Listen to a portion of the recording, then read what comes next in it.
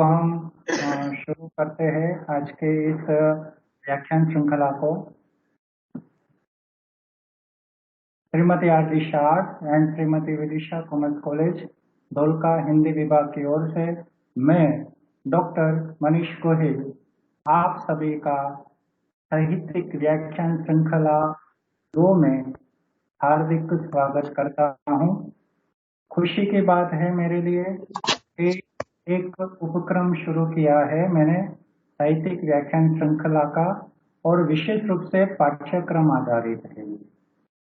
मेरे दिमाग में एक बात आई कि अभी जब ऑनलाइन टीचिंग हो रहा है और सारे कॉलेज में MS टीम पर जब पढ़ाया जा रहा है, तो क्यों न ऐसा करें कि एक कॉलेज दूसरी कॉलेज के साथ जुड़कर मेरे भी विद्यार्थी और उनकी कॉलेज और अन्य जो कॉलेज के अध्यापक मित्र है और उनके विद्यार्थी है, वो भी इस प्लेटफॉर्म पर जुड़कर ज्ञान को प्राप्त कर सकते हैं।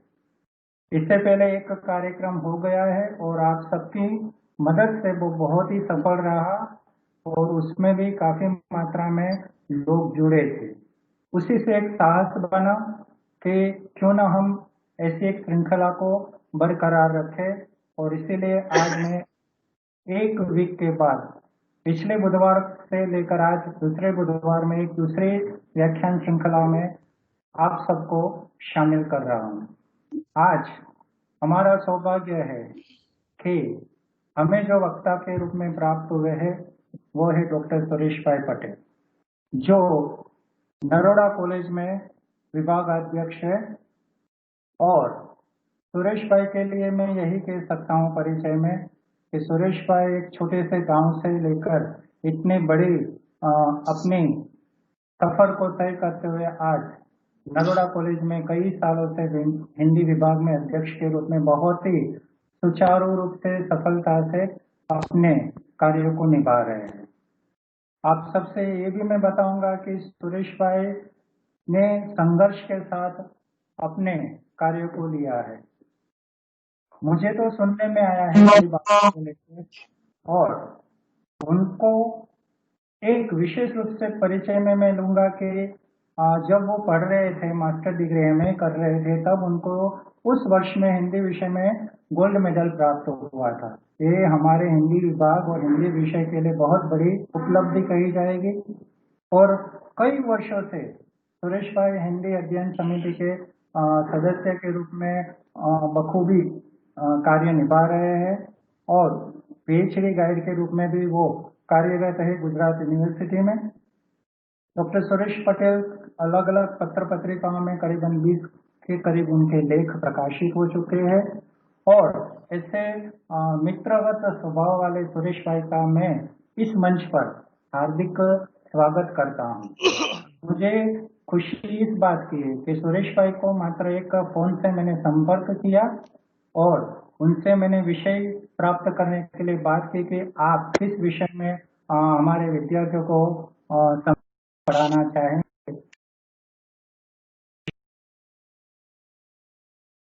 काव्य में शब्द है,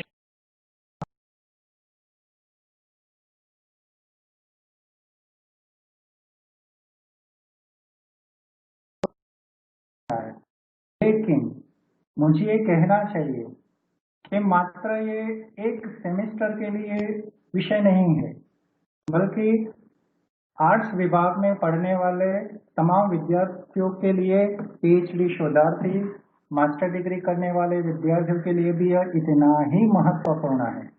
मुझे आशा है कि आज इस डिजिटल प्लेटफॉर्म पर मात्र BA नहीं, मास्टर डिग्री के विद्यार्थी भी जुड़े हैं, और साथ ही साथ मेरे अध्यापक मित्र भी सब जुड़े हैं।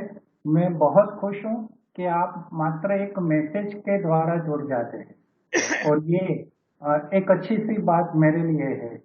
और सुरेश भाई के लिए मैं यही कह सकता हूँ, सुरेश भाई को लेकर, क्योंकि मुझे एक पंक्ति याद आ रही है।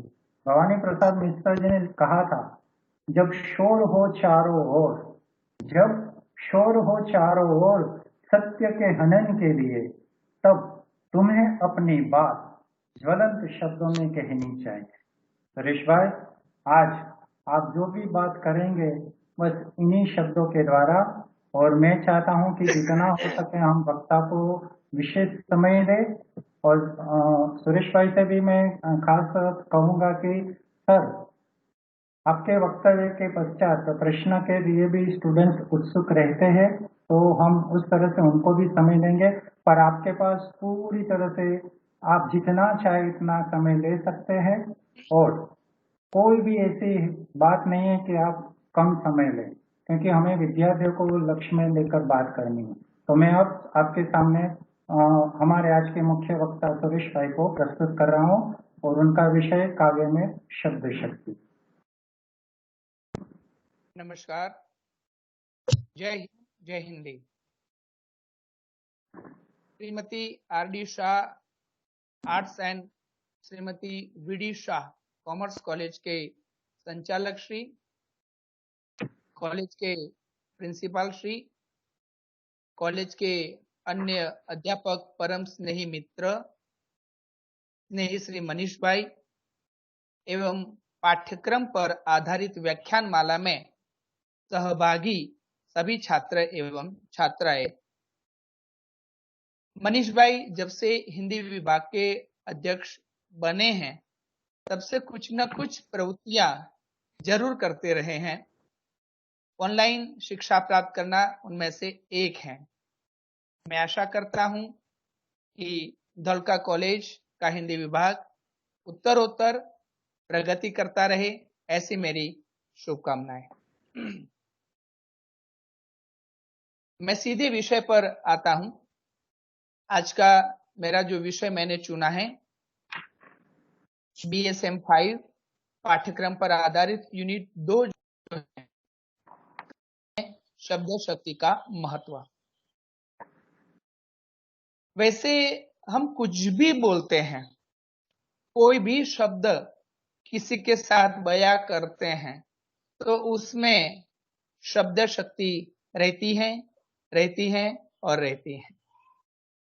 मैं एक पंक्ति के द्वारा वो आपको बताना चाहूंगा कि मैं कोई भी पंक्ति, चाहे वह वीर रस विषयक हो, श्रृंगार रस विषयक हो, नव रसों में से कोई भी हो, उसमें आपको शब्द शक्ति मिलेगी और मिलेगी।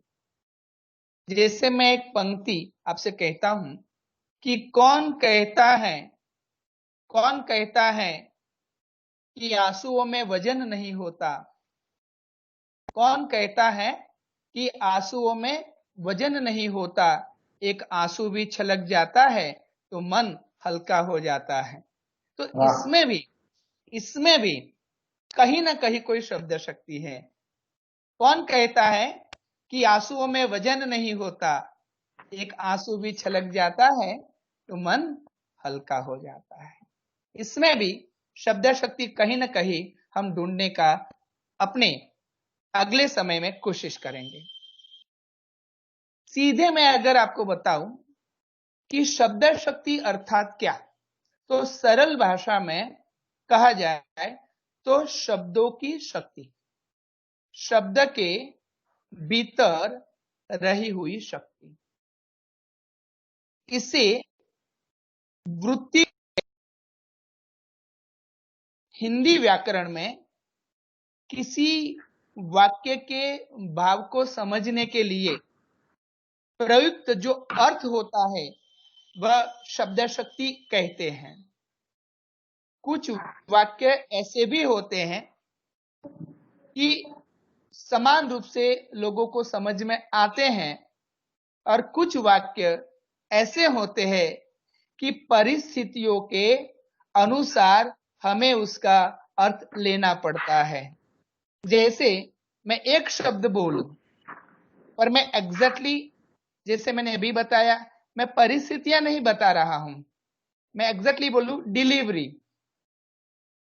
अब डिलीवरी शब्द अगर मैं परिस्थिति के अनुसार बोलूंगा तो आपको सीधे अभिधा शब्द शक्ति मिल जाएगी कि आज मैंने जो ऑनलाइन सामान मंगवाया था उसकी डिलीवरी होने वाली है, तो वहां सामान की डिलीवरी की बात है। और अगर दूसरा शब्द प्रयोग करूं कि मेरी बहन की अस्पताल में डिलीवरी होने वाली है, तो वहां डिलीवरी का अर्थ होता है बच्चे को जन्म देना।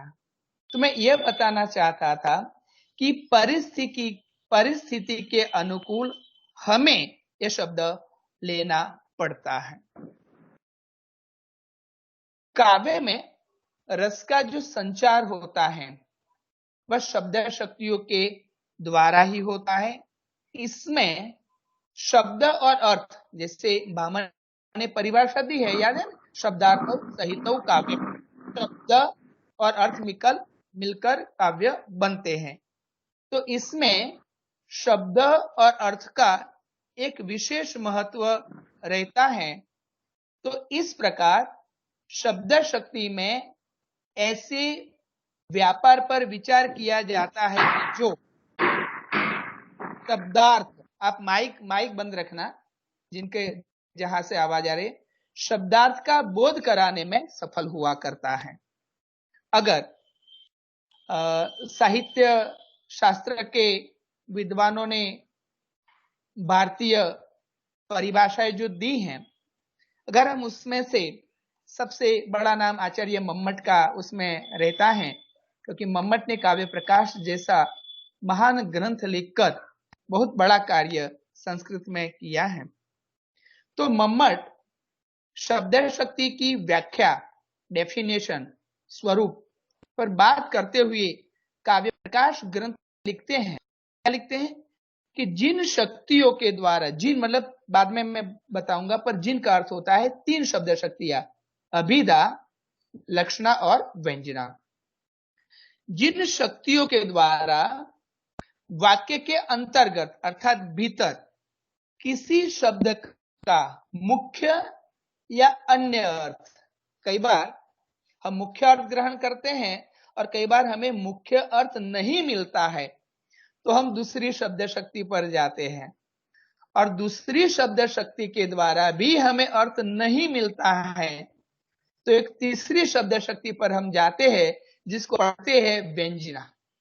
मतलब पहले अभिधा से अर्थ नहीं मिलता है तो व्यंजना शब्द शक्ति पर जाते हैं, और अभिधा और व्यंजना से भी शब्द का अर्थ हमें नहीं मिलता है तो हम लोग व्यंजना शब्द शक्ति पर जाते हैं। तो आप देख सकते हैं कि भामह की जो परिभाषा है कि जिन शक्तियों के द्वारा वाक्य के अंतर्गत किसी शब्द का मुख्य या अन्य अर्थ ग्रहण किया जाता है, मतलब जिस शब्द शक्ति से ग्रहण किया जाता है उसे शब्द शक्ति कहते हैं। दूसरा, काव्यशास्त्र में एक ग्रंथ, समीक्षात्मक ग्रंथ है सिद्धांत और अध्ययन। बाबू गुलाब राय, आपने नाम शायद सुना होगा, बाबू गुलाब राय। तो बाबू गुलाब राय शब्द शक्ति की व्याख्या अपने ढंग से करते हैं, अलग ढंग से करते हैं। क्या करते हैं कि शब्दों के अर्थों का बोध कराने वाले अर्थ व्यापारों को शब्द शक्ति कहते हैं। हिंदी में मुख्यतः शब्द शक्ति के 3 प्रकार हैं, अभिधा, लक्षणा और व्यंजना। मैं पहले सामान्य रूप से एक उदाहरण लेकर उन तीनों शब्द शक्तियों को समझाने का प्रयत्न करूंगा, और इसके बाद हम अभिधा को अलग ढंग से देखेंगे, लक्षणा को अलग ढंग से देखेंगे, और व्यंजना शब्द शक्ति को अलग अलग ढंग से परिभाषित करके उदाहरण स्वरूप देखेंगे। जैसे संस्कृत में एक शब्द है गंगायाम घोष, गंगा, तो घर, गंगा में घर, तो एक वाक्य के भीतर हम तीनों शब्द शक्ति खोजने का प्रयास करते हैं। वैसे आप जब पढ़ते हैं तो आप उसको व्यंजना का अलग उदाहरण देते हैं, लक्षणा का अलग उदाहरण देते हैं, और आप अभिधा का भी अलग उदाहरण देते हैं। पर मैं यहां एक ऐसा शब्द संस्कृत का ढूंढ कर लाया हूं कि गंगायाम घोष, कि गंगा में घर। तो इसका सीधा अर्थ अभिधा लेते हैं तो क्या होता है, गंगा में गर। अब गंगा में गर ये संभव नहीं है, गंगा में गर हो ही नहीं सकता, पानी के पर घर कैसे बन सकता है। तो अभिधा शब्द शक्ति खोजने में हमें बाधा पहुंचती है, नहीं मिलता है उसका अर्थ। तो हम इसके बाद दूसरी शब्द शक्ति पर जाते हैं, और दूसरी शब्द शक्ति का नाम क्या है, लक्षणा शब्द शक्ति। अब उसका नजदीक वाला अर्थ हम पकड़ते हैं, मुख्य अर्थ नहीं मिलता है, तो मुख्य अर्थ से संबंध रखने वाला दूसरा अर्थ ग्रहण करते हैं। क्या होता है, गंगायाम घोष, तो उसका हमें लक्षणा शब्द शक्ति से अर्थ प्राप्त होता है कि गंगा नदी के किनारे पर आया हुआ घर। जैसे आजकल हमारे अहमदाबाद में साबरमती रिवर फ्रंट पर बहुत बड़ी बिल्डिंगें और बहुत फ्लैट बन रहे हैं, याद है ना, कि अगर साबरमती किनारे अगर फ्लैट आप खरीदते हैं तो उसका टेम्परेचर थोड़ा डाउन होगा, हवा आपको शुद्ध मिलेगी, ये बात थी। पर यहाँ साबरमती का उल्लेख नहीं है, यहाँ क्या उल्लेख है, गंगा नदी के किनारे पर आया हुआ घर। यह हमने ढूंढा लक्षणा शब्द शक्ति। आ रही है आपकी समझ में मैं जो चला रहा हूं छात्रों? हेलो, हाँ सर जी। मैं एक उदाहरण के द्वारा आपको, क्योंकि मैं कोई अध्यापकों के लिए लेक्चर व्याख्यान नहीं दे रहा हूं, मैं छात्रों के लिए दे रहा हूं, जैसे मैं पढ़ा रहा हूं क्लास में, ओके, इसलिए बीच बीच में मैं आपसे पूछता रहूंगा। तो दूसरी शब्द शक्ति जो हमने पकड़ी लक्षणा शब्द शक्ति, तो अर्थ मिला कि गंगा के किनारे, किनारा मतलब तट, गंगा तट के पर आया हुआ घर। चलो ये बात सही है, पर हमें अब एक तीसरी शब्द शक्ति भी हमें ढूंढनी है, तो भी मिलती है, क्योंकि यहाँ पर गंगा शब्द का ही प्रयोग क्यों किया गया है? क्यों सरस्वती नदी का नहीं, क्यों नर्मदा नदी का नहीं, क्यों ब्रह्मपुत्रा नदी का नहीं, क्यों गंगा का ही? तो गंगा शब्द जो है वो बहुत कुछ कहता है, तो व्यंजना शब्द शक्ति से हमें अर्थ मिलता है। अच्छा, और आप लोग गंगा नदी को कैसे मानती हो, कैसे मानते हो? पवित्र मानते हो कि गंगा में स्नान करते हैं तो हमारे पाप जो होते हैं धुल जाते, ऐसा लोग, और पुण्य मिलता है। महाकुंभ का मेला आपने वो उसके बारे में सुना होगा। तो जो तीसरा अर्थ, भाई गंगा शब्द प्रयोग क्यों हुआ है, राइट? तो अच्छा छात्र वहां सोचते हैं गंगा यहाँ पर क्यों रखा गया है, शायद हो सकता है उसमें कोई व्यंग्यार्थ हो, उसमें कोई व्यंजना शब्द शक्ति हो। तो तीसरी शब्द शक्ति के द्वारा हमें जो अर्थ मिलता है कि गंगा जैसी पवित्र नदी के किनारे पर आया हुआ घर। तो मैंने आपको तीनों अर्थ बताए, अभिधा का अर्थ बताया, गंगायाम घोष, गंगा में घर, हमें उतना सार्थक अर्थ नहीं मिलता है, इसीलिए सार्थक अर्थ न मिलने पर हम दूसरी शब्द शक्ति पर जाते हैं, और दूसरी शब्द शक्ति पर जाए तो अर्थ मिला, क्या मिला कि गंगा नदी के किनारे पर आया हुआ घर। और अगर गंगा शब्द के द्वारा अगर हम सोचते हैं यह गंगा शब्द कोई शायद विशेष अर्थ के लिए प्रयुक्त हुआ है, तो तीसरा अर्थ हमें मिलता है, क्या मिलता है, क्या मिलता है, कौन बताएगा? कि गंगा जैसी पवित्र नदी के किनारे पर आया हुआ घर। तो हमने सिर्फ एक शब्द के द्वारा, ओनली फॉर गंगायाम घोष, आप परीक्षा में एक शब्द के द्वारा भी आप तीनों शब्द शक्तियां समझा सकते हो।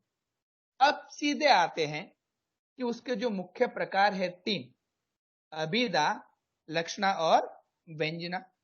तो हम अभिधा शब्द शक्ति किसे कहेंगे? सरल भाषा में कहा जाए तो हमें जो सीधा अर्थ दे देती है सरल भाषा में, पर मटकी भाषा में तो हम समझेंगे कि सीधा देती है, वो अभिधा शब्द शक्ति होती है। पर मम्मट ने अपने काव्य प्रकाश ग्रंथ में इसको इस प्रकार परिभाषित किया है। कैसे? तो साक्षात संकेतित अर्थ का बोध कराने वाले व्यापार को अभिधा शब्द शक्ति कहते हैं। साक्षात, साक्षात का अर्थ है सीधे। साक्षात संकेतित, संकेतित अर्थ का बोध कराने वाले अर्थ व्यापारों को अभिधा शब्द शक्ति कहते हैं। अब आपने, शायद मैं अभी जो कहने जा रहा हूं वो मैंने अपने बच्चों को भी नहीं बताया था कि अभिधा शब्द शक्ति के और दो नाम हैं। उसे प्रथमा भी कहते हैं और अग्रि, प्रथमा और अग्रिमा शब्द शक्ति भी कहते हैं। आज तक किसी पेपर में पूछा नहीं गया है ना? अगर मुझे मौका मिला तो इस बार जरूर पूछूंगा। प्रथमा शब्द शक्ति और अग्रिमा, प्रथमा मतलब फर्स्ट और अग्रिमा मतलब अग्रिम, तो वो अभिधा शब्द शक्ति। तो इसके दो नाम और आपने आज सुने, प्रथमा शब्द शक्ति और अभिधा शब्द शक्ति। तो हमें जो सीधा अर्थ बता देती है उसे अभिधा शब्द शक्ति कहते हैं। अभिधा शब्द शक्ति पर शब्द का वाच्यार्थ या मुख्यार्थ, मुख्यार्थ अर्थ होता है मुख्य अर्थ, मुख्यार्थ लिया जाता है। शब्द का वाच्यार्थ अथवा मुख्यार्थ जिस शब्द शक्ति से लिया जाए उसे अभिधा शब्द शक्ति कहते हैं। जब काव्य शास्त्र का मतलब PSM 5 का, भारतीय काव्य शास्त्र का जब प्रश्न पत्र कोई निकालता है, और आप पुराने प्रश्न पत्र देखेंगे, क्योंकि मैं छात्रों से व्याख्यान कर रहा हूं, राइट, इसीलिए ये भी बातें बता रहा हूं। तो अगर आप पुराने प्रश्न पत्र देखेंगे तो कई बार, मैं शब्द प्रयोग कर रहा हूं, कई बार यह प्रश्न पूछा गया है। कैसे पूछा गया है कि किस आलोचक ने कहा है अथवा किस समीक्षक ने कहा है कि साक्षात संकेतित अर्थ का बोध कराने वाले अर्थ व्यापार को अभिधा शब्द शक्ति कहते हैं, या उल्टा ऐसा कि किसने कहा है कि साक्षात संकेतित अर्थ का बोध कराने वाले अर्थ व्यापार को अभिधा शब्द शक्ति कहते हैं। फिर उसमें ABCD ऑप्शन आता है। A बामा ने कहा है, B मम्मट ने कहा है, C भरत मुनि ने कहा है, या D रुद्रक ने कहा है। किसने कहा ये बात? तो जैसे मैंने आपको पहले बताई, ये बात मम्मट ने अपने काव्य प्रकाश ग्रंथ में बताई है। अब मैं एक शब्द को लेकर मैं 3 अलग अलग प्रकार के शब्द प्रयोग करता हूं। सिर्फ दल शब्द में लेता हूं, दल, दल शब्द सुना है आपने? दल शब्द।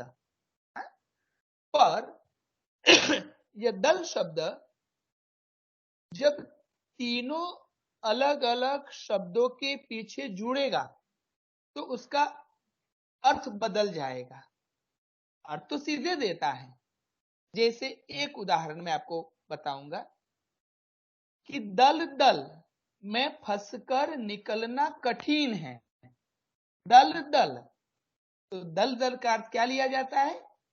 कीचड़ लिया जाता है कि कीचड़ में एक बार फंस जाते हैं तो निकलना कठिन होता है। कई बार कई जगहों पर ऐसी स्पर्धाएं होती है कीचड़ में खेलने की, याद है? जैसे टमाटर से खेलने की भी स्पर्धा होती है। कोई एक गांव है और एक रिवाज है कि 2 गांव वाले आमने सामने पत्थर फेंकते हैं। कई बार छत पर से बच्चों को नीचे गिराने और नीचे बच्चों को पकड़ते हैं। ऐसे बात कुरिवाज होते हैं। तो दल दल में फंसकर निकलना कठिन है। तो यहाँ पर दल दल का अर्थ हमें सीधे मिलता है। क्या मिलता है? कीचड़ मिलता है, कोई दूसरा अर्थ नहीं होता। और इसीलिए इस वाक्य में अभिधा शब्द शक्ति है। जैसे अब मैं दल शब्द एक दूसरे शब्द के पीछे जोड़ूंगा। आपने जब मैं तुलसी शब्द बोलता हूं, तुलसी, तो आपको दो अर्थ बोध होते हैं। एक तो तुलसी, तो हो सकता है कि मैं महाकवि तुलसीदास की बात कर रहा हूं, और दूसरा अर्थ जो सुबह में आयुर्वेद के रूप में आप तुलसी का खाते हैं या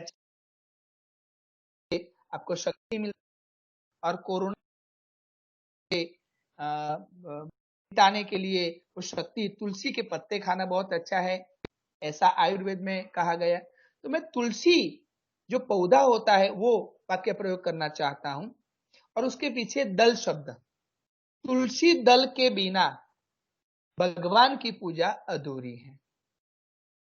तुलसी दल, तो यहां पर जो दल शब्द में पहला जो अर्थ मैंने लिया था दल दल में, तो वहां पर कीचड़ अर्थ था। अब यहां पर तुलसी दल शब्द जोड़ा तो तुलसी का पत्ता हो गया।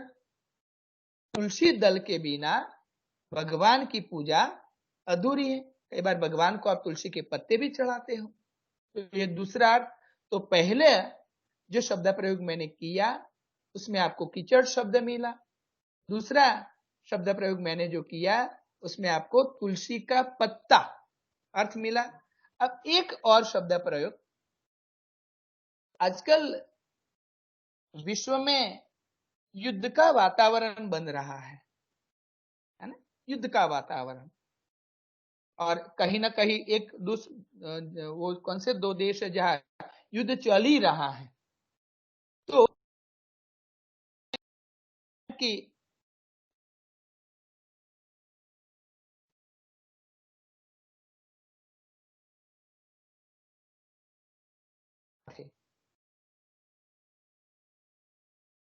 एक सत्य के पक्ष में था तो दूसरा असत्य के पक्ष में। वो मुद्दा हमारा नहीं है, हमें तो सिर्फ दल शब्द का प्रयोग करना है। अब देखो तीसरा शब्द प्रयोग में करना, तीसरा वाक्य में बोलने जा रहा हूं कि राम तथा रावण के दल भिड़ गए। राम तथा रावण के दल भिड़ गए। भिड़ गए का अर्थ है युद्ध हुआ।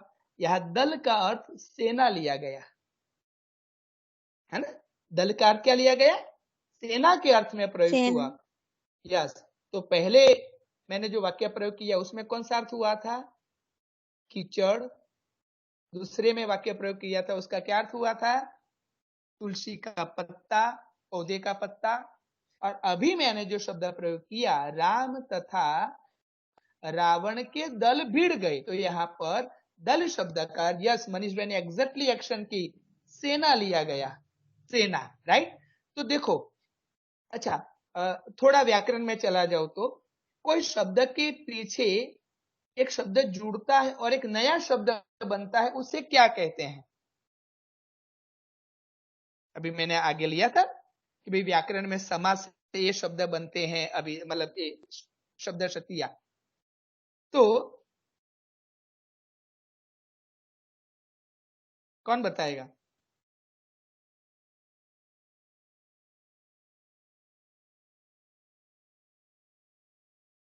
सर फिर से बोलो,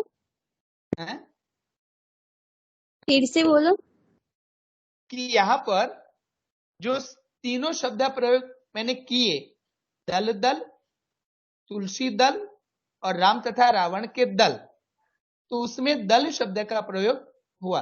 पर दल शब्द इन सभी शब्दों के पीछे जुड़ा है। याद है ना व्याकरण में कि शब्द के पीछे जुड़कर एक नया शब्द बनता है, उसे क्या कहते हैं? अगर आप कहेंगे तो मैं ऑप्शन दूंगा, ABCD, है ना? हाँ सर। जी, आप बता सकते हैं क्या कहते हैं? व्याकरण में आगे लगता है तो उसे अलग कहते हैं और पीछे लगता है तो उसे अलग कहते हैं। समय कम है इसलिए मैं, कोई बता सकता है? नहीं तो फिर अधूरा रह जाएगा शब्द शक्ति। कोई नहीं? अच्छा, पीछे जो शब्द लगते हैं, यस, कृष्ण भाई कुछ बोल रहे हैं, उसे प्रत्यय कहते हैं, प्रत्यय। और आगे जो लगते हैं उसे उपसर्ग कहते हैं। पर उपसर्ग और प्रत्यय जुड़ने से एक नया शब्द बनता है। जैसे मैं एक उदाहरण बीच वाला ले रहा हूं, तुलसी। तो मैं तुलसी बोलता हूं तो कोई दो अर्थ होते हैं। तो तुलसी का पूरा पौधा अर्थ हो सकता है या तुलसी का भी अर्थ हो सकता है। पर मैं दल शब्द पीछे जोड़ता हूं तो दल शब्द मैंने पीछे जोड़ा तो ये क्या हुआ? प्रत्यय हुआ, है ना। ध्यान देना व्याकरण में कि शब्द के पीछे जुड़कर एक नया शब्द जो हमें सौंदर्य बोध होता है उसे प्रत्यय कहते हैं, और शब्द के आगे जुड़कर एक नया सौंदर्य बोध होता है उसे उपसर्ग कहते हैं। जैसे उपसर्ग वाला एक उदाहरण दूं, भ्रमण। हेलो, भ्रमण का अर्थ है घूमना। अगर मैं उसके आगे परिभ्रमण तो उसका एक नया अर्थ बन जाता है। ठीक है, उसमें नहीं जाते अभी।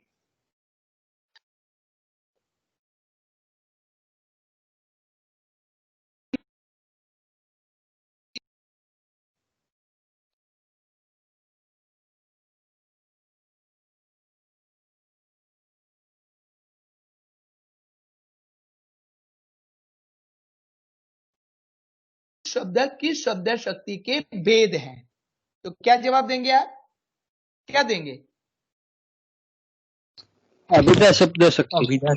अभिधा शब्द शक्ति कि ये तीनों शब्द अभिधा शब्द शक्ति के भेद हैं। कौन कौन से बोले? रूढ़ शब्द, यौगिक शब्द और योगरूढ़ शब्द। अब रूढ़ शब्द मतलब क्या? रूढ़ मतलब परंपरा से आए हुए शब्द ऐसे के ऐसे रूढ़ हो गए हो, पहले से रूढ़ हो गए हो और उसी के स्थान वही शब्द चलते हो। जैसे कमल शब्द, जैसे घोड़ा शब्द, जैसे मकान शब्द, जैसे पर्वत।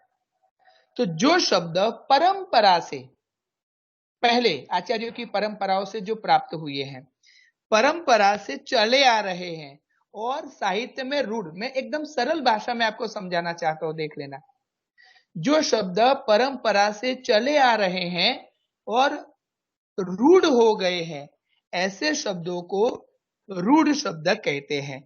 मैंने कुछ उदाहरण दिए कि जैसे कमल, जैसे घोड़ा, जैसे नदी और पर्वत।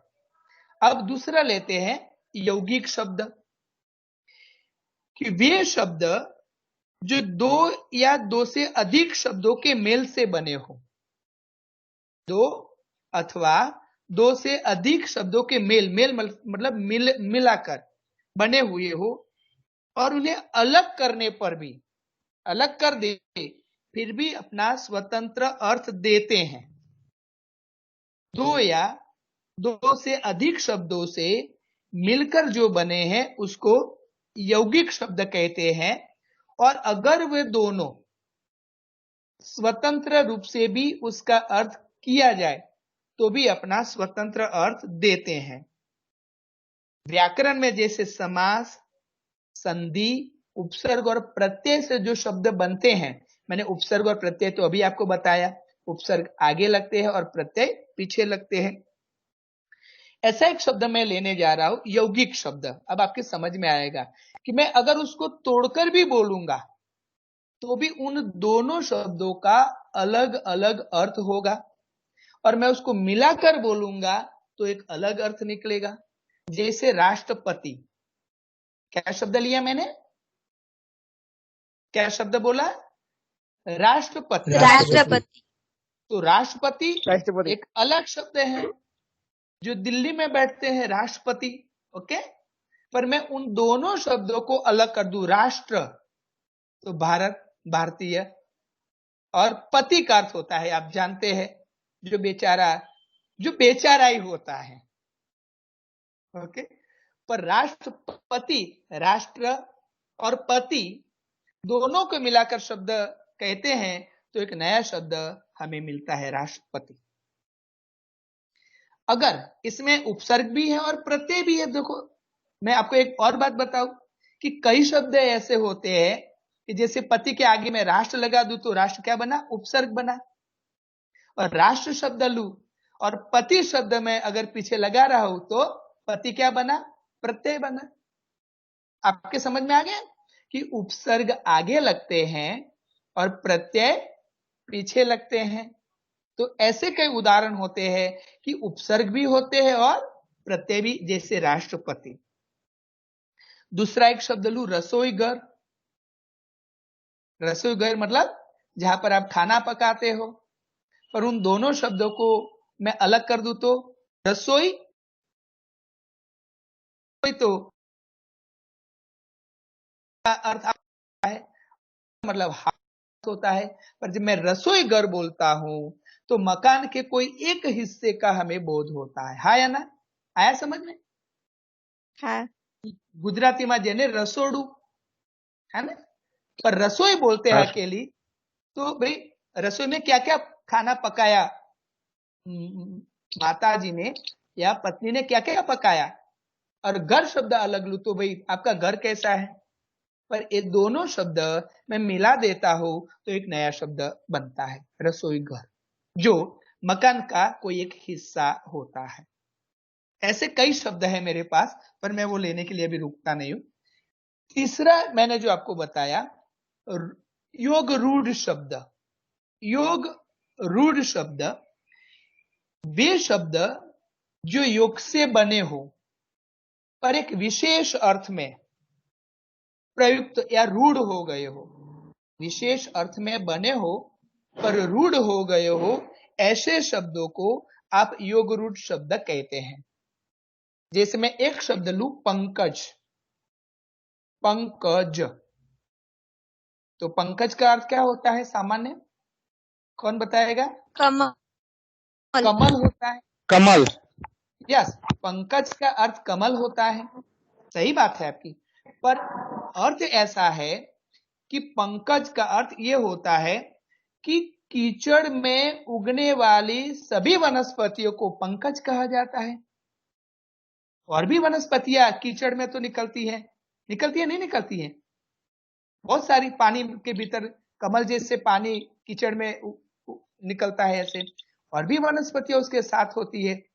तो सारी वनस्पतियों को मतलब पंकज कहा जाना चाहिए, पर यहां ऐसा न होकर पंकज शब्द कमल के लिए प्रयुक्त हो गया है।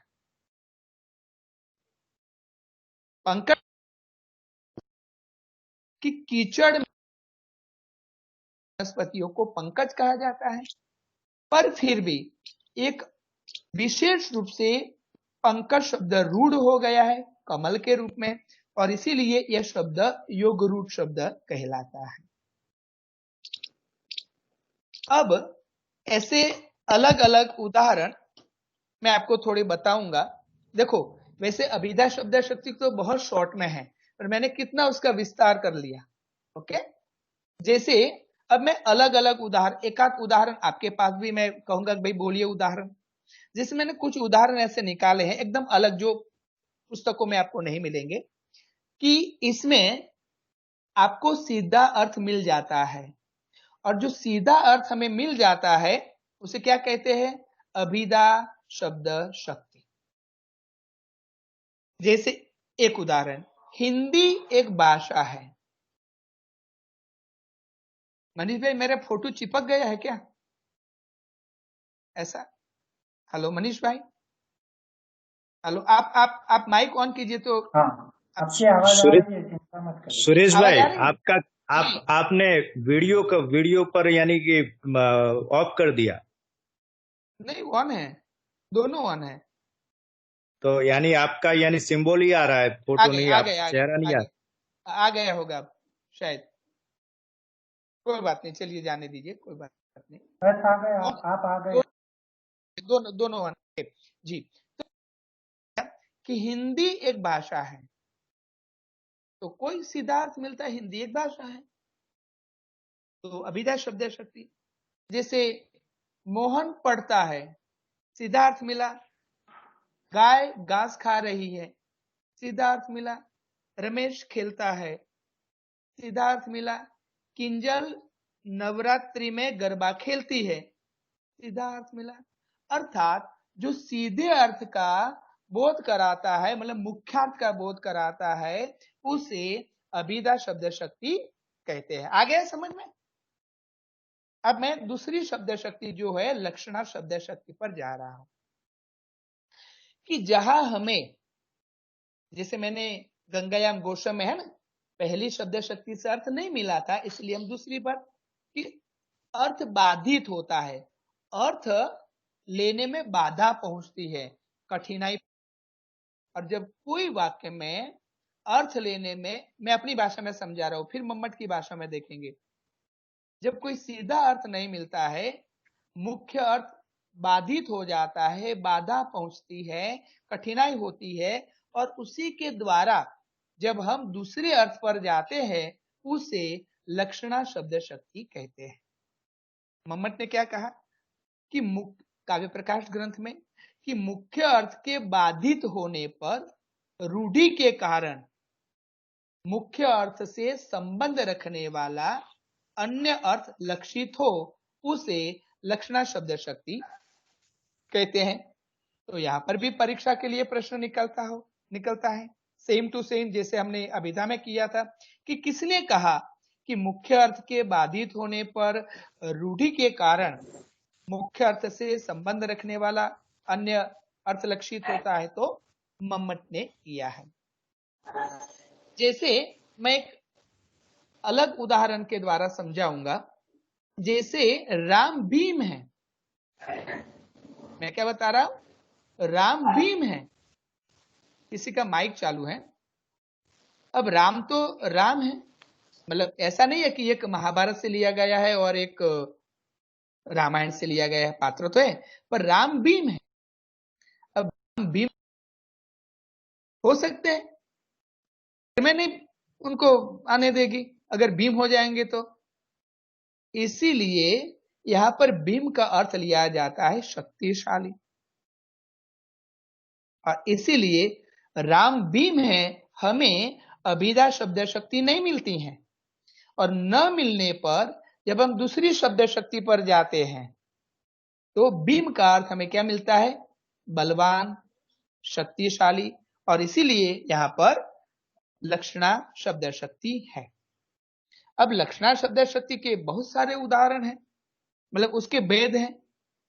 मुख्य तो दो होते हैं, कि रूढ़ा लक्षणा और प्रयोजनवती लक्षणा। रूढ़ा लक्षणा अगर आप देखना चाहे तो जैसे रूढ़ हो गई होती है, कि मुख्य अर्थ के बाधित होने पर रूढ़ि के कारण उससे संबंधित दूसरा अर्थ लिया जाता है। जैसे अगर मैं बोलूं एक दूसरा उदाहरण, पंजाब वीर है। क्या उदाहरण लिया मैंने, पंजाब वीर है। अब पंजाब वीर है, पंजाब तो एक प्रांत है, पंजाब कोई व्यक्ति नहीं है। पंजाब कोई व्यक्ति है, और अर्थ यहां पर मैंने एक शब्द प्रयोग किया था, वो गंगा वाला, गंगायाम गोश, गंगा ही क्यों लिया गया, तो यहाँ पंजाब ही क्यों लिया गया, ये मन में आपको उपस्थित होना चाहिए प्रश्न। यहाँ गुजरात या बिहार क्यों नहीं लिया पंजाब, क्योंकि पंजाब के रहने वाले लोग ऐसे होते हैं, वीर होते हैं। जैसे भगत सिंह है ना, पंजाब के रहने वाले थे। तो पंजाब के जितने भी लोग, तारक मेहता का उल्टा चश्मा में भी जो सोड़ी बताया गया है, जब भी कोई झगड़ा होता है तो वो कहता है तोड़ दूंगा, फोड़ दूंगा, आने दो उसे।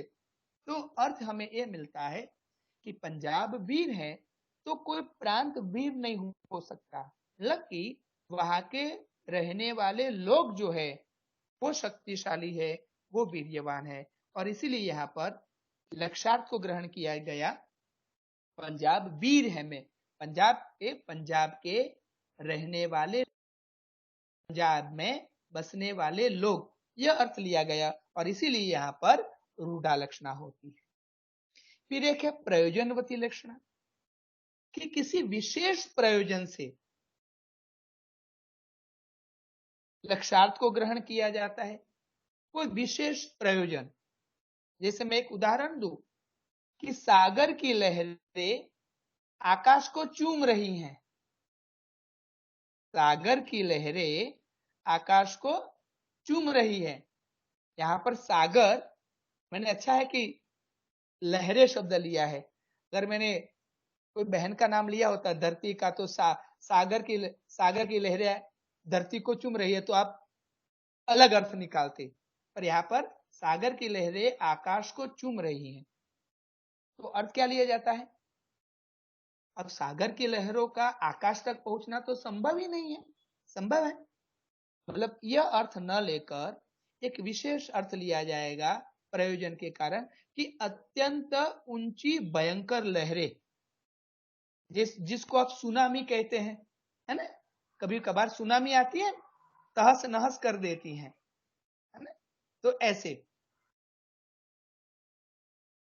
तो मुख्य अर्थ और विशेष प्रयोजन हमने अर्थ किया कि अत्यंत भयंकर लहरें, और इसीलिए यहाँ पर प्रयोजनवती लक्षणा हुई। फिर उसके एक और भेद है गौणी लक्षणा और शुद्धा लक्षणा। तो गौणी लक्षणा में होता है समान गुण धर्म के आधार पर लक्षार्थ लिया जाए। समान गुण धर्म मतलब दोनों में सेम टू सेम होगा। समान गुण धर्म के आधार पर जब लक्षार्थ को ग्रहण किया जाता है तब गौणी लक्षणा होती है। गौणी अर्थ भी गौण, गौण मतलब दोनों में समान अर्थ। जैसे पुरुष सिंह है, क्या अर्थ लिया मैंने? पुरुष सिंह है। अब पुरुष तो सिंह हो नहीं सकता, अगर पुरुष सिंह होगा तो क्या होगा? कोई शादी नहीं करेगा, मतलब शक्तिशाली अर्थ लिया जाएगा, राइट? उसमें भी दो भेद होते हैं कि सारोपा और सांदेवसाना। तो कि सारोपा में उपमेय और उपमान दोनों का कथन होता है, जबकि सांदेवसाना में उपमेय का कथन नहीं होता, सिर्फ उपमान रहता है। फिर इसका एक और प्रकार है शुद्धा लक्षणा। तो शुद्धा लक्षणा में समान गुण धर्म के अतिरिक्त, हमने गौणी लक्षणा में क्या देखा? समान गुण धर्म के आधार पर शुद्धा लक्षणा में समान गुण धर्म के अतिरिक्त किसी अन्य संबंध से लक्षार्थ को ग्रहण किया जाता है। जैसे मैंने उदाहरण लिया था गंगा में ग, ये वाला उदाहरण अब मैं समझा नहीं रहा हूं, पहले समझा दिया है। फिर एक है उपादान लक्षणा, कि उपादान लक्षणा में लक्षार्थ के साथ जो वाच्यार्थ होता है अंग रूप में जुड़ा होता है। लक्षार्थ के साथ वाच्यार्थ, उसे आप अलग नहीं कर सकते। जैसे एक उदाहरण होता है कि लाठियां जा रही है। अब लाठियां जा रही है का अर्थ होता है कि लाठियां तो चल नहीं सकती, वो तो निर्जीव है। पर लाठियों का अर्थ होता है लाठीधारी व्यक्ति। जैसे हमारे यहाँ एक समाज है, मालधारी समाज है ना, देसाई समाज। वे लगभग जब गाय चराने के लिए जाते हैं तो अपने कंधे पर लाठी रखते हैं, और एक से अनेक लोग जब होते हैं ऐसे और कोई वाक्य प्रयोग करे कि लाठियां जा रही है, तो वहां पर आपको उपादान लक्षणा लेनी है। लाठियां जा रही है का अर्थ होता है कि लाठीधारी व्यक्ति जा रहा है। और अंतिम उसका भेद है लक्षण लक्षणा। जैसे पहले में अंग रूप में जुड़ा होता है, अब यहाँ पर लक्षार्थ के साथ वाच्यार्थ का कोई संबंध नहीं होता। आप छोटा छोटा भेद कर लेंगे कि भाई पहले में जो था उपादान लक्षणा में अंग रूप में जुड़ा होता है, और लक्षण लक्षणा में अंग रूप में जुड़ा होता ही नहीं है, मतलब उसके साथ उसका कोई मेल नहीं खाता। जैसे पेट में आग लगी है, क्या है उदाहरण? पेट में आग लगी है। अब पेट में आग लगे तो व्यक्ति भस्मीभूत हो जाएगा, जल जाएगा। पर पेट में आग लगी है उसका अर्थ होता है, क्या अर्थ होता है? जोरों की भूख, ज्यादा भूख लगी है। कभी कभार हम ऐसा शब्द प्रयोग करते हैं कि पेट में आग लगी है जल्दी करो, तो अर्थ है जोरों की भूख लगी है। अब उसके अन्य उदाहरण अगर देखें, जैसे मैं लक्षणा शब्द शक्ति के थोड़े अलग उदाहरण बताऊं, तो एक है राम शेर है।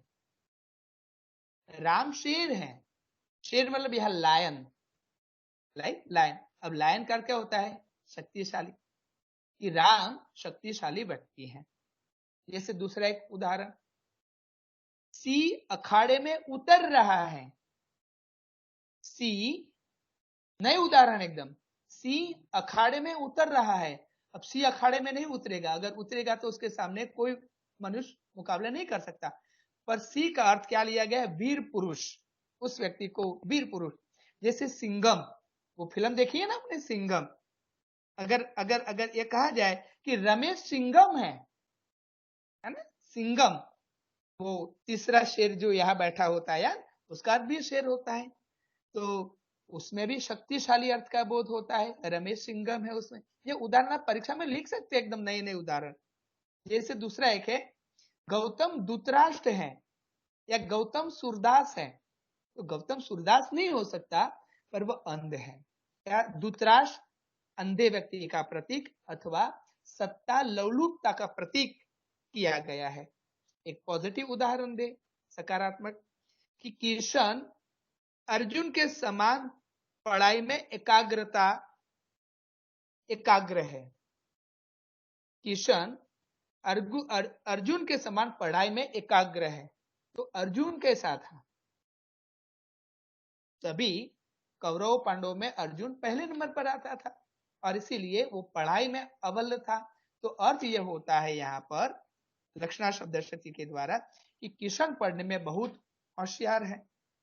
अब तीसरी शब्द शक्ति जो है वो है व्यंजना शब्द शक्ति, कि जब अभिधा और लक्षणा से हमें अर्थ नहीं मिलता है और जिस वृत्ति या शक्ति के द्वारा हमें तीसरा अर्थ प्राप्त होता है उसे व्यंजना शब्द शक्ति कहते हैं। अथवा तो यो भी कहा जा सकता है कि अभिधा और लक्षणा के विराम लेने पर, आराम करने पर जिस तीसरी शब्द शक्ति का बोध हमें होता है उसे व्यंजना शब्द शक्ति कहते हैं। एक सरल उदाहरण मैं आपको बताऊंगा कि सूरज डूब गया अथवा संध्या हो गई, है ना। सूरज डूब गया, अभिधा मिलती है, सूरज डूब गया, पर इसमें व्यंजना शब्द शक्ति भी है। अथवा संध्या हो गई, है ना, संध्या उदाहरण कॉमन है, सब लोग लिखते हैं। पर सूरज डूब गया तो अब उसका अर्थ क्या लेना पड़ेगा कि सूरज डूब गया, उसका अर्थ अलग अलग व्यक्ति अलग अलग ढंग से लेंगे कि दिया बत्ती का समय हो गया है। महिला है तो क्या अर्थ लेगी कि घर में जाकर खाना पकाने का समय हो गया है। एक उदाहरण मैं लूं, इसमें अलग अलग ढंग से आएगा कि सुबह के 8 बज गए। किसी ने बताया, क्या बताया? सुबह, एकदम नया उदाहरण है मनीष भाई, सुबह के 8 बज गए।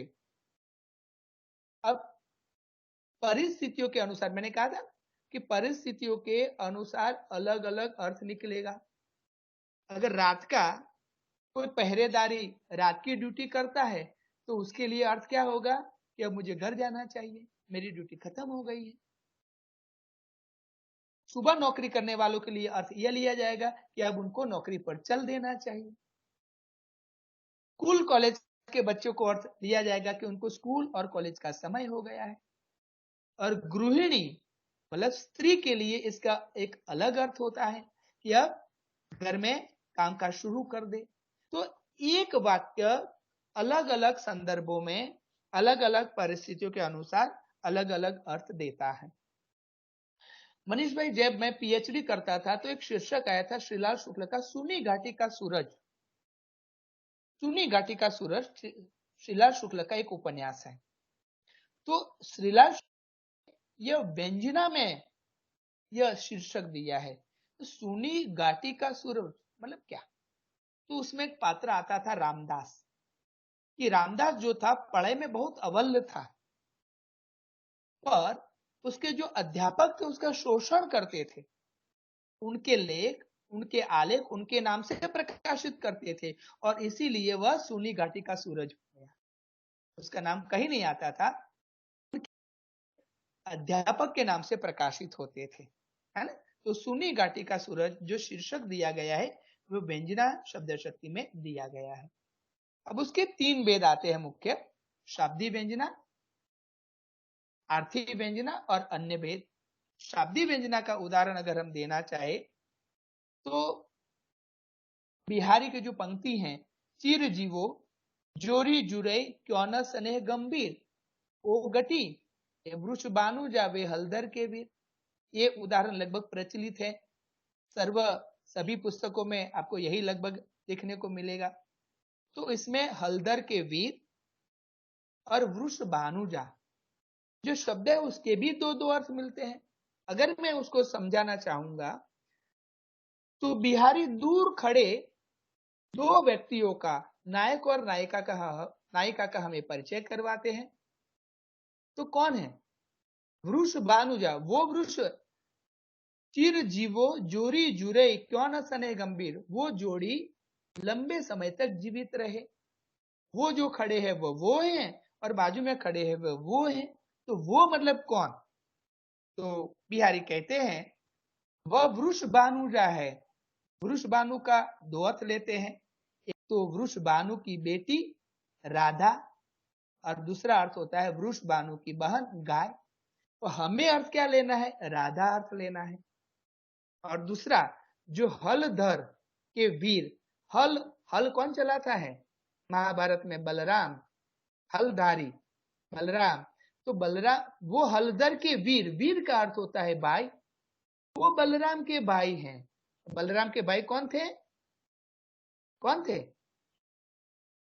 बलराम के भाई कौन थे? कृष्ण। हाँ, कृष्ण। कृष्ण।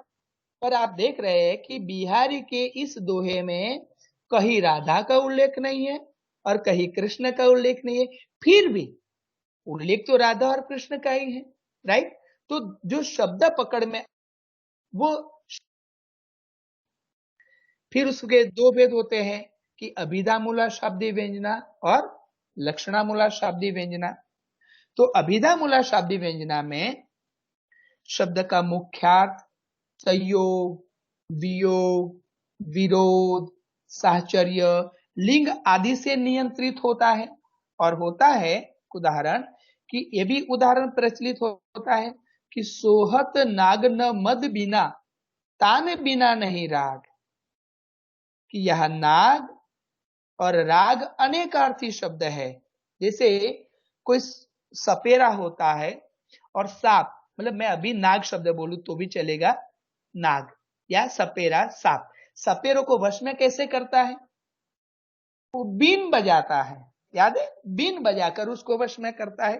तो नाग और राग अनेकार्थी शब्द है, पर यहाँ नाग को मद से और राग को तान से। वैसे हमारे मनीष भाई तो संगीत के बहुत बड़े जानकार हैं, कई बार उनके मुंह से वो संगीत के हमें सुनने को मिलता है। तो राग को तान से नियंत्रित किया जाता है, इसीलिए यहाँ पर अभिधामूला शाब्दी व्यंजना है।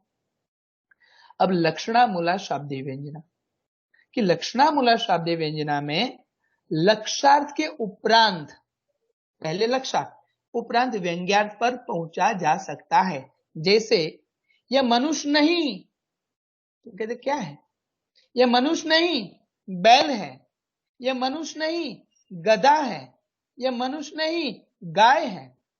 तो गाय गरीब व्यक्ति को हम लोग कहते हैं, गधा कहते हैं तो मूर्ख व्यक्ति का हमें बोध होता है, बैल कहते हैं तो बैल मतलब बड़द। बैल क्या काम करता है? बस उसको तो काम करना है, खाना पीना और आराम। बैल मतलब कि इस प्रकार की मेहनत करना, कि मेहनत करते जाना। और इसलिए ऐसे व्यक्तियों को हम कहते हैं यह बैल है, यह गधा है, या तो यह गाय। हम किसी व्यक्ति को कहते हैं मेरा पति तो गाय जैसा है, पर आजकल अहमदाबाद की गाय भी सिंग मारती है, ध्यान देना। ओके। आर्थी व्यंजना में व्यंग्यार्थ किसी शब्द विशेष पर आश्रित न रहकर उसके अर्थ पर निर्भर करता है। आर्थी व्यंजना में शब्द विशेष अर्थ पर आश्रित न रहकर किसी अर्थ पर निर्भर करता है। जैसे कोई बहुत बड़ा व्यक्ति हो, महात्मा व्यक्ति हो, और आप उसको व्यंग्यार्थ करना चाहे तो ऐसा कह सकते हैं, जैसे साधु वेश में आपके घर पर आकर कोई आपको ठगता है मनीष भाई, या कई बार ऐसे साधु समझ, जैसे राम रहीम, जैसे आशाराम जी, जैसे नारायण साईं, सब जेल में बंद है। सब लोगों ने जितना कुछ हो पाता था ठग लिया सबको, हिंदू समाज को। तो ऐसे संतों के बारे में, ऐसे साधुओं के बारे में कहा जाएगा कि हाँ, हम भली प्रकार जानते हैं कि आप बड़े महात्मा हैं। बड़े महात्मा, देखो बड़े महात्मा में हमें कहीं ना कहीं कुछ व्यंग्यार्थ मिलता है। ओके, तो इसके बाद अगर दूसरा उदाहरण देखें कि वस्तु व्यंजना, तो वस्तु व्यंजना जो होती है उसमें कोई तथ्य या बात, जैसे अहमदाबाद में कर्फ्यू हो जाए, कर्फ्यू हमने लॉकडाउन में कर्फ्यू जैसा ही वातावरण देखा था कोरोना में, याद है ना। और अगर कोई बोले पत्ता तक नहीं हिलता, मतलब उसमें सन्नाटे की अधिकता व्यंजित की जाती है। जब सन्नाटे की अधिकता व्यंजित की जाती हो तो वह वस्तु व्यंजना का उदाहरण बन जाता है। दूसरा एक भेद है अलंकार व्यंजना, कि वस्तु व्यंजना के साथ साथ किसी अलंकार की भी व्यंजना हो। अलंकार तो बहुत सारे हैं हिंदी साहित्य में, है ना। अलंकार की भी व्यंजना हो तो वह अलंकार व्यंजना होती है। जैसे उदाहरण लिया जा सकता है कि जहां न पहुंचे रवि वहां पहुंचे कवि। कई बार मनीष भाई ने भी आपको क्लास में दौलका कॉलेज के छात्रों को बताया होगा, जहां न पहुंचे रवि वहां पहुंचे कवि। मतलब अर्थ यह है कि सूरज की किरणें जहां भी पहुंच नहीं सकती है वहां कवि पहुंच सकता है। जब लोग चंद्र पर मकान खरीदते हैं, है ना, बहुत सारे लोगों ने चंद्र पर मकान बुक करवाए थे। अभी सुशांत सिंह राजपूत के भी बारे में ऐसा कुछ आया था। तो कई बार व्यंग्य लोग करते हैं कि लोग चंद्र पर पहुंच गए पर लोगों के दिल तक नहीं पहुंचे हैं। लोग चंद्र पर पहुंच गए इतनी दूर पर लोगों के दिलों तक नहीं पहुंचे हैं। तो ये व्यंग्यार्थ है। फिर एक होता है भाव या रस व्यंजना, मतलब जहां भाव अथवा रस की व्यंजना। रस कितने प्रकार के हैं? 9। जब मैं अपने क्लास में बच्चों को पढ़ाता हूं तो 9 रस तो एकदम याद नहीं रहते बच्चों को। तो मैं एक सूत्र बना देता हूं मनीष भाई कि श्रु वी कहा शारव बबीय। श्रु, प्रत्येक रस का आगे वाला शब्द लेकर एक सूत्र बन जाता है। श्रुवी कहा शारव बबीय, श्रृंगार, वीर, करुण, हास्य, विभस, रौद्र, भयानक, शांत, अद्भुत, एकदम याद रह जाता है। तो जब किसी वाक्य में भाव अथवा रस की भी व्यंजना हो, पर रस व्यंजना रस का उदाहरण मैं सीधे आपको सूरदास के वात्सल्य रस का उदाहरण। वैसे वात्सल्य रस को कई लोग रस नहीं मानते, श्रृंगार का ही एक वह संयोग श्रृंगार वियोग श्रृंगार, राइट, उसमें ही परिभाषित हो जाता है। तो जब उदाहरण देना चाहे तो कोई उदाहरण रस का आप दे सकते हैं कि मैया मोही मैं नहीं माखन खायो, ख्याल परे ये सखा सबय मिली, मेरे मुंह लिपटायो मैया मैं नहीं माखन खाए। तो इसमें जो बाल कृष्ण है, मैं कृष्ण नहीं कहूंगा, बाल कृष्ण, क्या कहेंगे, यशोदा आ गई है, उसके दोनों हाथों पर मक्खन लगा हुआ है, पर कृष्ण ने बाल्य मतलब कि ऐसे बताने के लिए अपने दोनों हाथ पीछे कर दिए हैं। जब यशोदा पूछती है ऐसे कि तुमने माखन खाया, तो उसके हाथ अचानक सामने आ जाते हैं और कहे मैया मैं नहीं, और हाथों में तो मक्खन लगा हुआ है। तो ये वात्सल्य रस का अद्भुत उदाहरण, सूरदास जैसा कोई कवि वात्सल्य रस का हिंदी में क्या अन्य साहित्य में भी नहीं हुआ है। तो ये मैंने अभिधा, लक्षणा और व्यंजना पर अपनी बात बताई। मैं दूसरा एक बात बताना चाहूंगा कि शब्द ब्रह्म है। अब जो कुछ भी बोलते हैं कि बोला हुआ शब्द और फेंका हुआ तीर, इसलिए शब्दों को ना चाहिए क्योंकि शब्द ब्रह्म है। अगर किसी मित्र को कोई शब्द आपने बोला और उनको टेढ़ा लग गया, बुरा लग गया, तो मित्रता टूट जाने में देर नहीं लगती। पर अगर आप इसके द्वारा कमाई करवाना चाहते हो, है ना, जैसे मैं थोड़ा पत्रकारिता का जिक्र करूंगा कि पत्रकारिता का जो विज्ञापन आता है, सेकंड यूनिट एक विज्ञापन है, याद है ना? पत्रकारिता, अगर आप तो नहीं पढ़ाते हैं, शायद पढ़ाते हैं, धोलका कॉलेज में चलता है नहीं? ओके, ठीक है। तो जैसे चले बरसों बरस, शब्द क्या है? चले बरसों बरस, शब्द इतने लिए है, पर इस इतने शब्दों को बनाने के लिए उस विज्ञापन वाले व्यक्ति को करोड़ों रुपए मिलते हैं। तो शब्दों का चुनाव आप कैसे करते हैं? ऐसी एड डेयरी मिल्क की आती है, ऐसी एड सफेदी वाली आती है, ऐसी एड नवरत्न तेल जो अमिताभ बच्चन कहते हैं, ऐसी एड आती है। तो शब्दों का चुनाव, अगर आप शब्दों का चुनाव करना सीख ले तो आप लाखों करोड़ों रुपए कमा सकते हो। मतलब उसमें भी आपको शब्द शक्ति ढूंढकर लानी पड़ेगी, मैं ये बताना चाहता था। अब एक उदाहरण और देना चाहूंगा कि रीतिकालीन कवियों ने और आदिकालीन कवियों ने सिर्फ दोहे रचकर लाखों रुपये, लाखों सोने की मुद्राएं प्राप्त की थी राजाओं के पास। बिहारी का उदाहरण दे सकते हैं, रहीम का उदाहरण दे सकते हैं ना। रहीम बड़े बंगले में रहते थे, वो गरीब नहीं थे, और बिहारी को एक एक दोहे पर कई सोना मुहरे प्राप्त होती ही थी। नहीं पराग नहीं मधुर मधु, नहीं विकास यही काल, अली कली ही सो बंदो आगे कौन हवाल। अद्भुत दोहे की रचना बिहारी करते थे। वो दोहा तो वैसे पूरा विस्तार के साथ है कि राजा जयसिंह जो थे बाहर आ गए और उनको पश्चाताप हुआ और बिहारी को कई सोना मोहरे भेंट कर दी। तो आप शब्दों का चुनाव देखिए, शब्दों के भीतर रही हुई शब्द शक्ति को पहचानिए। अगर वो पहचान गए तो आप उसमें भी आप कमाई कर सकते हो। अब दो कविता के उदाहरण देकर शब्द शक्ति देखेंगे और फिर मैं अपना व्याख्यान लगभग 12:15 1 घंटा जैसा हो गया, मैं समाप्त करूंगा। कि इन शब्दों में भी शब्द शक्ति कहीं ना कहीं रही हुई है। आप कोई भी कविता, चाहे वो छायावादी हो, प्रगतिवादी हो, रहस्यवादी हो, हालावादी हो, कोई भी कविता पढ़ लीजिए, उसमें या आधुनिक कवि हो, कविता हो, उसमें शब्द शक्ति रहती है। जैसे एक ही उदाहरण मैं आपको बताऊंगा। इंसान, अच्छा इसमें देखना, इसमें बोध पाठ भी है और शब्द शक्ति भी है मनीष भाई, है ना? बोध पाठ भी है और शब्द शक्ति भी है। इंसान घर बदलता है, लिबास बदलता है, लिबास मतलब पहनावा, हम ड्रेस, दोस्त बदलता है, फिर भी परेशान क्यों रहता है?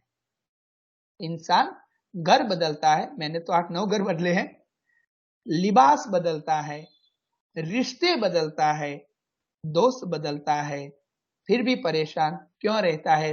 अब इस लाइन में मैं आपका ध्यान आकर्षित करना चाहूंगा, क्योंकि इन शब्दों में, इस वाक्य में शब्द शक्ति है। क्योंकि वह खुद को नहीं बदलता, क्योंकि वह खुद को नहीं बदलता। इसीलिए मिर्जा गालिब ने कहा कि उम्र भर गालिब यही भूल करता रहा, उम्र भर गालिब यही भूल करता। गालिब ने अपने ऊपर यह शेर कहा है, यही भूल करता रहा, धूल चेहरे पे थी और आईना साफ करता रहा। धूल चेहरे पे थी और आईना साफ करता रहा, कि हम अपने आप को नहीं देख कि धूल हमारे पर पड़ी है और हम आईने का कहते कि आईने में धूल ज्यादा। एक दूसरा उदाहरण है बेटी पर। ऐसी बेटियां मुझे बहुत प्यारी हैं कि एक पिता की डायरी में लिखा था कि बेटा तब तक मेरा है, मनीष भाई, बेटा तब तक मेरा है जब तक उसको पत्नी नहीं मिल जाती।